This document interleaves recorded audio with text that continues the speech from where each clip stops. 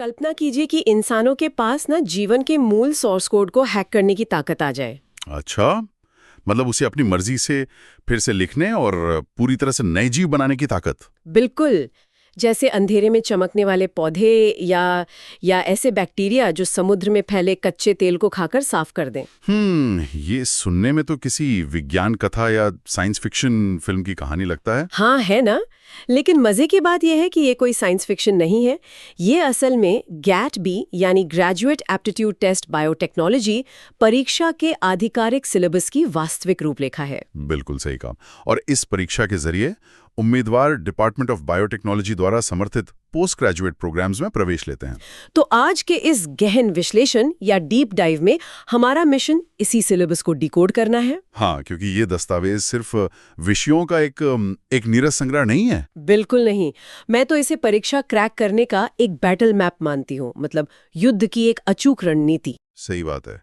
अगर इसे ध्यान से देखा जाए तो ये बायोटेक्नोलॉजी के पूरे विकास क्रम की एक बहुत ही तर्कसंगत कहानी सुनाता है। मतलब एक बुनियादी कोशिका से लेकर बड़े औद्योगिक कारखानों तक की यात्रा। एकदम सही। बुनियादी विज्ञान से लेकर उसे मापने के उपकरण, फिर डीएनए बदलने की तकनीकें और अंत में औद्योगिक उत्पादन, ये सब इस सिलेबस में छिपा है। तो आज हम इसी आधिकारिक दस्तावेज की परतों को खोलेंगे और ये तय करेंगे कि उम्मीदवारों को अपनी सबसे ज्यादा ऊर्जा किन विषयों पर लगानी है। बिल्कुल। और रणनीति बनाने से पहले ना मैदान का भूगोल समझना बहुत जरूरी है। हाँ, मतलब ये समझना कि परीक्षा में स्कोरिंग कैसे काम करती है। दस्तावेज के अनुसार इस पेपर में 2 सेक्शन होंगे, सेक्शन ए और सेक्शन बी। और यहीं से अंकों का पूरा गणित शुरू होता है। सेक्शन ए में 10+2 स्तर के 60 बहुविकल्पीय प्रश्न या MCQ होंगे, जिसमें भौतिकी, रसायन विज्ञान, गणित और जीव विज्ञान शामिल हैं।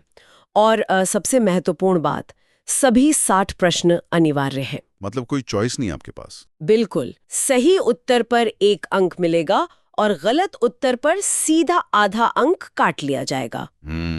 और यहीं पर कई उम्मीदवार बहुत बड़ी गलती कर बैठते हैं। अच्छा, वो कैसे? देखिए, सेक्शन ए दिखने में आसान लग सकता है क्योंकि ये स्कूल के स्तर का है, लेकिन इसकी नेगेटिव मार्किंग बहुत खतरनाक है। हाँ, अगर हम इसका गणित निकालें तो सेक्शन ए में नेगेटिव मार्किंग 50% है। मतलब 1 अंक के सवाल पर सीधा आधा अंक उड़ रहा है। बिल्कुल। एक भी तुक्का बहुत भारी पड़ सकता है यहाँ। तो अब जरा सेक्शन बी को देखते हैं। इसमें बैचलर स्तर के 100 प्रश्न होंगे, लेकिन हल केवल 60 करने हैं। और यहाँ सही उत्तर पर 3 अंक मिलेंगे और गलत उत्तर पर केवल 1 अंक कटेगा। कुल प्रश्न 160 है, लेकिन हल केवल 120 करने हैं। तो कुल अंक हुए 240। जिसमें से सेक्शन बी में नेगेटिव मार्किंग सिर्फ 33% है, मतलब 3 अंक में से 1 का नुकसान। तो क्या हम कह सकते हैं कि सेक्शन ए एक टाइट रोप वॉक या रस्सी पर चलने जैसा है, जहां एक गलती भारी पड़ सकती है? हाँ, और सेक्शन बी एक शानदार बुफे की तरह है, जहां 100 में से अपने पसंदीदा 60 प्रश्न चुनने की आजादी है। अरे वाह, ये एनालॉजी तो बहुत सटीक है। सिलेबस का ये हिस्सा हमें तैयारी की सबसे बड़ी टिप देता है। कुल 240 में से 180 अंक केवल सेक्शन बी से आते हैं। अच्छा, मतलब असली फोकस ग्रेजुएट स्तर के विषयों पर ही होना चाहिए। बिल्कुल। 100 में से 60 प्रश्न चुनने की छूट का सीधा अर्थ है कि उम्मीदवारों को हर विषय में औसत होने की जरूरत नहीं है। वे अपनी ताकत के अनुसार विशिष्ट टॉपिक्स पर महारत हासिल कर सकते हैं। हाँ, जो विषय बहुत कठिन लगते हैं उन्हें 39 छोड़े जाने वाले प्रश्नों में डाला जा सकता है। और जो प्रश्न बिना हल किए छोड़ दिए जाएंगे उन पर 0 अंक मिलेगा, जो कि नेगेटिव मार्किंग से तो कहीं बेहतर है। एकदम सही। तो अब जब हम जानते हैं कि सेक्शन बी असली स्कोरिंग एरिया है, चलिए देखते हैं कि ये ग्रेजुएट स्तर का सिलेबस असल में शुरू कहाँ से होता है। मतलब बायोमॉलिक्यूल्स की संरचना और कार्य। हाँ, जिसमें कार्बोहाइड्रेट, लिपिड और न्यूक्लिक एसिड का मेटाबॉलिज्म शामिल है। और फिर माइक्रोबायोलॉजी भी है, जहां वायरस की संरचना, बैक्टीरिया और फंगी की विविधता का जिक्र है। साथ ही बीमारियों में होस्ट पैथोजन इंटरैक्शन भी बहुत महत्वपूर्ण है। इसके बाद सेल बायोलॉजी आती है, जिसमें प्रोकैरियोटिक और यूकैरियोटिक सेल के अलावा सेल सेल कम्युनिकेशन है। और सिग्नल ट्रांसडक्शन भी। हाँ, और फिर जेनेटिक्स में डीएनए रेप्लिकेशन, म्यूटेशन और आनुवांशिक बीमारियों का आणविक आधार दिया गया है। यहाँ एक बात बहुत ध्यान देने वाली है। क्या? मुझे भी यहाँ थोड़ा संदेह हो रहा था। बताइए क्या संदेह है? जब कोई उम्मीदवार इस भारी भरकम सिलेबस को देखता है तो क्या उसे सिर्फ परिभाषाएं रटनी चाहिए? बिल्कुल नहीं। क्योंकि सिलेबस में काइनेटिक्स, मैकेनिज्म और सिग्नलिंग जैसे शब्द बार बार इस्तेमाल हुए हैं। हाँ, और इसका सीधा मतलब है कि परीक्षा में क्या से ज्यादा कैसे और क्यों पूछा जाएगा। तो क्या सिर्फ ये जानना काफी नहीं है कि एंजाइम क्या होता है? एकदम नहीं। दस्तावेज की शुरुआत में ही एक निर्देश है कि इस परीक्षा में विचार और विश्लेषण की आवश्यकता होगी। अच्छा, मतलब रटने से काम नहीं चलेगा। बिल्कुल नहीं। जब सिलेबस एंजाइम काइनेटिक्स की बात करता है तो इसका मतलब है कि आपको ये समझना होगा कि एंजाइम रासायनिक प्रक्रिया को कैसे तेज करता है। और अगर तापमान या पीएच बदल दिया जाए तो मॉलिक्यूल के स्तर पर क्या बदलाव आएगा? सही पकड़ा आपने। ये रट्टा मारने का नहीं, सिस्टम को समझने का विषय है। तो सिग्नल ट्रांसडक्शन का क्या मतलब है यहाँ? ये जानना काफी नहीं है कि कोशिकाएं बात करती हैं। आपको ये समझना होगा कि जब कोई हार्मोन रिसेप्टर से जुड़ता है तो कोशिका के अंदर रसायनों की कौन सी श्रृंखला शुरू होती है? बिल्कुल, जो अंततः डीएनए को निर्देश देती है। कैंसर जैसी बीमारियां इसी सिग्नलिंग के खराब होने से होती हैं। ओह, अच्छा, इसलिए सिलेबस में आनुवांशिक बीमारियों का आणविक आधार लिखा है। परीक्षकों को उम्मीद है कि उम्मीदवार बीमारी के नाम के साथ साथ उसकी खराबी के तंत्र को भी समझते हों। ये तो बहुत ही विश्लेषणात्मक है। मतलब हर विषय के पीछे की कहानी खोजना। बिल्कुल, और इस बुनियादी विज्ञान के बाद सिलेबस का अगला हिस्सा उपकरणों और तकनीकों पर केंद्रित है। हाँ, मतलब सेल और डीएनए कैसे काम करते हैं, ये जानने के बाद वैज्ञानिक उन्हें नापते कैसे हैं? इसे हम बायोटेक्नोलॉजी का टूल किट कह सकते हैं। इस टूल किट में माइक्रोस्कोपी है, इलेक्ट्रॉन और फ्लोरोसेंट, फिर सेंट्रीफ्यूगेशन और स्पेक्ट्रोस्कोपी है। स्पेक्ट्रोस्कोपी में यूवी, मास स्पेक्ट्रोमेट्री और एनएमआर जैसी तकनीकें शामिल हैं। और क्रोमैटोग्राफी भी है, जैसे एचपीएलसी और गैस क्रोमैटोग्राफी। इसके अलावा इम्यूनोलॉजी और बायोइन्फॉर्मेटिक्स भी इसी सेक्शन का हिस्सा है। सच कहूं तो इस हिस्से को देखकर कई छात्र घबरा जाते हैं। हाँ, क्योंकि इसमें मशीनरी और कंप्यूटर विज्ञान आ जाता है। तो चलिए इसे थोड़ा और सरल बनाते हैं। एचपीएलसी जैसी क्रोमैटोग्राफी तकनीकें असल में करती क्या हैं? क्रोमैटोग्राफी का मूल काम मिश्रण को अलग करना है। तो क्या हम एचपीएलसी को एक तरह का मॉलिक्यूलर ऑब्स्टेकल कोर्स मान सकते हैं? मतलब एक आणविक बाधा दौड़। हाँ, जहां हम रसायनों का मिश्रण एक ट्यूब में डालते हैं और ट्यूब के अंदर की रुकावटों की वजह से बड़े मॉलिक्यूल अलग समय पर बाहर निकलते हैं और छोटे मॉलिक्यूल अलग समय पर। बिल्कुल, ये एक शानदार एनालॉजी है और इस तरह वैज्ञानिक अपने काम का रसायन अलग कर लेते हैं। हाँ, और इसी एनालॉजी से तैयारी की एक बहुत बड़ी टिप निकलती है। वो क्या? अगर आप सिलेबस को ध्यान से पढ़ें तो इन तकनीकों के आगे एक शब्द बार बार आता है, प्रिंसिपल्स या सिद्धांत। अच्छा, तो मतलब परीक्षा में किसी मशीन के पुर्जों के नाम नहीं पूछे जाएंगे? बिल्कुल नहीं। ये पूछा जाएगा कि वो मशीन किस भौतिक या रासायनिक सिद्धांत पर काम करती है। जैसे एचपीएलसी में मॉलिक्यूल आकार की वजह से अलग हो रहे हैं या इलेक्ट्रिक चार्ज की वजह से। एकदम सही। या फिर फ्लोरेसेंट माइक्रोस्कोपी में प्रकाश का कौन सा सिद्धांत इस्तेमाल हो रहा है। तो छात्रों को मशीनों के काम करने के क्यों और कैसे पर ध्यान देना है। हाँ, और ये बायो इन्फॉर्मेटिक्स का हिस्सा इम्यूनोलॉजी के साथ बहुत गहराई से जुड़ा हुआ है। वो कैसे?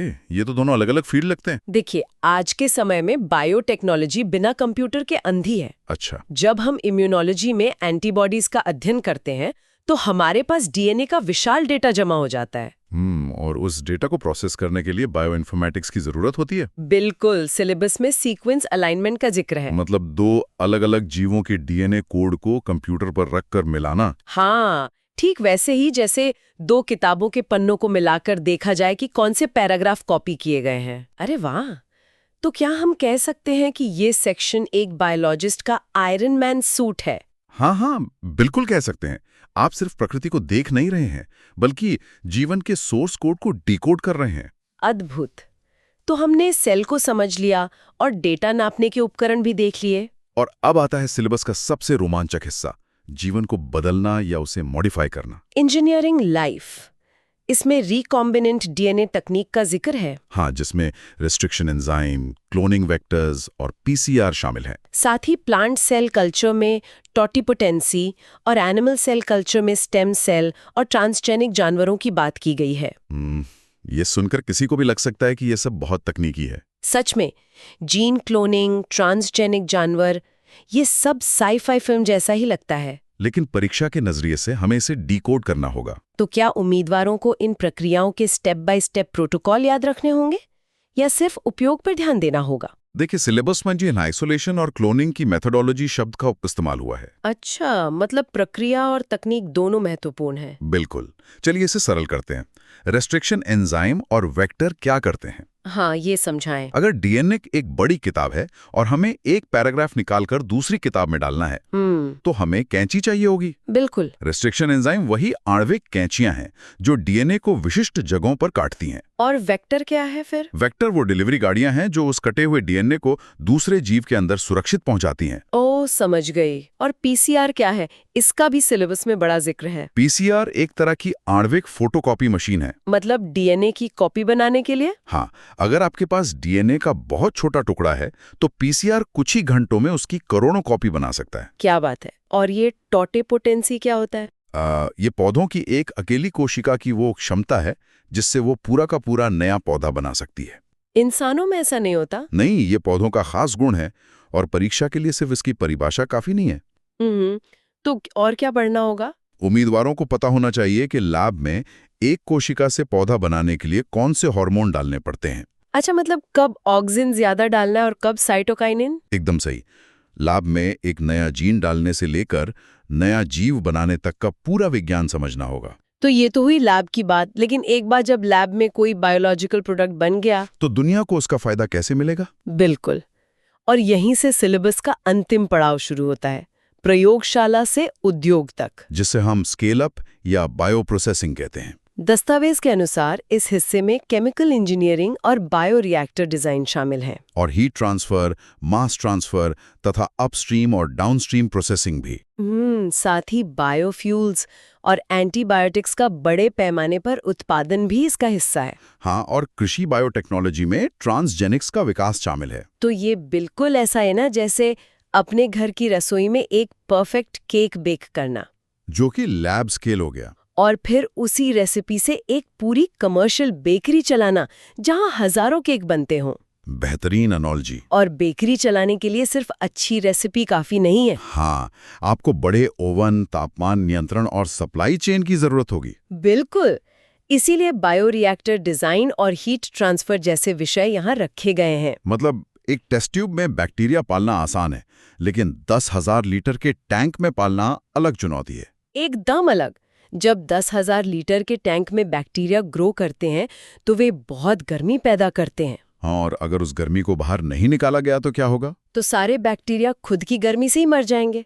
इसे ही हीट ट्रांसफर कहते हैं। ओह, तो क्या इस हिस्से में बायोलॉजी के छात्रों को इंजीनियरिंग का दिमाग लगाना पड़ेगा? हाँ, और अक्सर बायोलॉजी बैकग्राउंड वाले छात्र इस हिस्से को छोड़ देते हैं क्योंकि इसमें गणित आता है। तो इस सेक्शन को क्रैक करने की मुख्य टिप क्या है?